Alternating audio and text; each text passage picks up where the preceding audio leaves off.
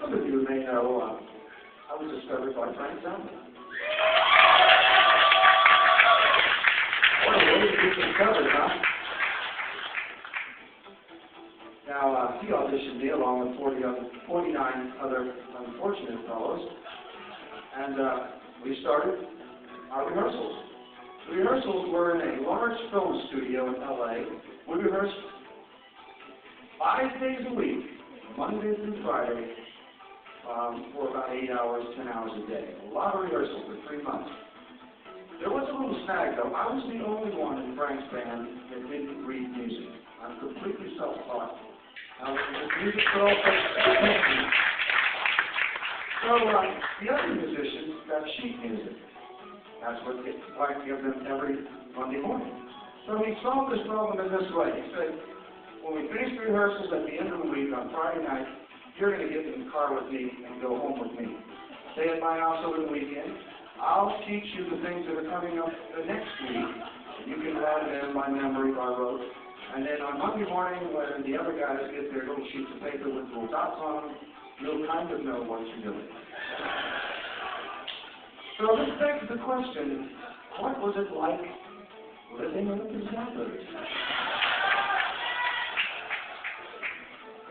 If you have small children in your company tonight, you might want to close their ears. I'm going to tell you the story of my first weekend there. Frank and I were sitting upstairs in the living room on his purple couch, and his son Weasel came in riding a red tricycle.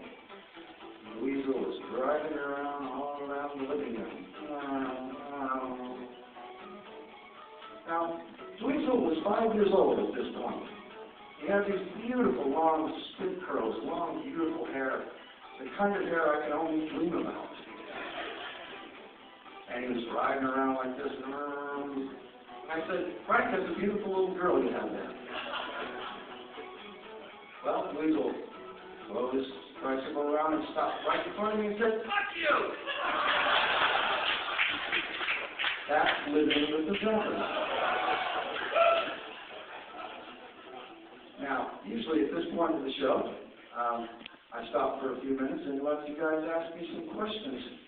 Please, if you want to ask a question, make sure you say it loudly. Just hold your hand up and I'll pick somebody. All right, well, I'm done. Who has a question? No one? Please, go on. How about you, sir? I thought about it. Just to get here in Belew. I went to one time and it was awesome. It's a great album, but I never seen it performed. Nice to hear that. So I I think we ran out of those, and someone forgot to reorder. That's probably the case.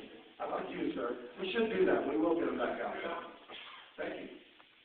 One of my undergraduate was Lamar, and I was wondering,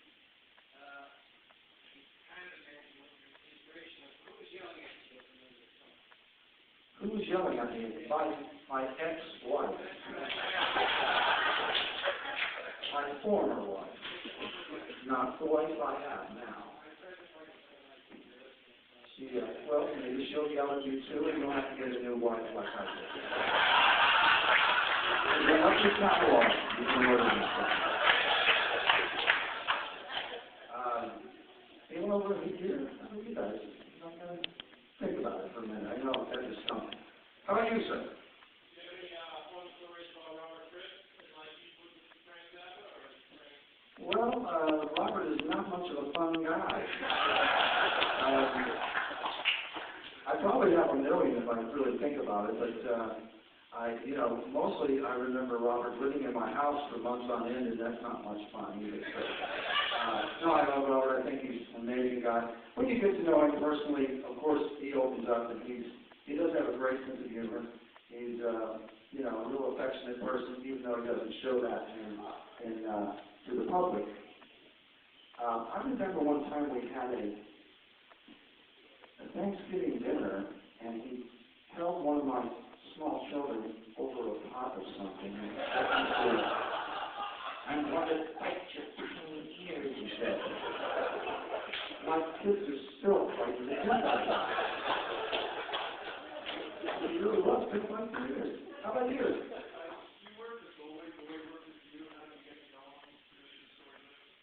Well, I was talking about this earlier. The first time I worked with David, 78 and 79, he was unavailable. He had a buffer of people around, and you kind of didn't get to talk to Mr. Bowie. Hi, Mr. Bowie, I'm a guitar player. But, you didn't get to know him very well. In 1990, though, when I was made his music director, we went around the world, 108 shows, 27 countries. We all traveled together in a bus, or we actually had Leon Cope's private plane as well. And we got to know each other real well. Got to be really close friends. Another person I greatly admire, I miss hanging out with David. I have an email relationship with him now. It's not as rewarding, but if I email him, usually he emails me back with something. So that's about the best I can do. I've heard that David stays pretty much inside in his bunker, as he calls it, in New York City. It was a pleasure working with them. I'd love to do some more. I hope that happens someday. I can't see over here very well. Has anyone got a question over here? How about you? Yes? How did I am what I am evolve? I think I heard sometimes college broadcast. I just want to curious about it. I love it. Oh, I Am What I Am was a song in which I put a character named the Prophet Omega. Or sometimes he called himself the Prophet Omega. He didn't really know his own name, but he was actually a radio evangelist of the 60s in Nashville who worked out of his apartment. He actually had a church in his apartment. You could come to his church. He would give you the address. My friend Al Cooper, pretty famous guy, played with the Beatles, the Rolling Stones, lots of other people, Bob Dylan. He collects rare, odd, funny tapes. And that's how I got a hold of the Prophet Omega. He gave me 45 minutes worth of his sermons.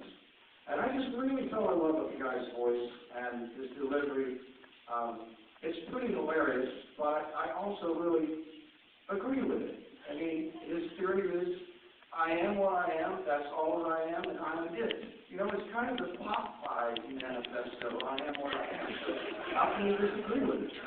I love his voice so much, I made this song, and instead of trying to write some lyrics on it, I just cut up the pieces, little segments of his that I liked, and I put them in the song in perfect rhythmic spots, and that made I Am What I Am. We did 2 more of those, by the way.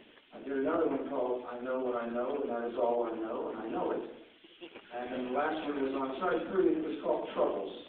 It was based on 2 of his radio commercials, which he impromptu commercials. One was about the ship moving company, and the other one was about getting your hair done. At a hair parlor. Maybe one more.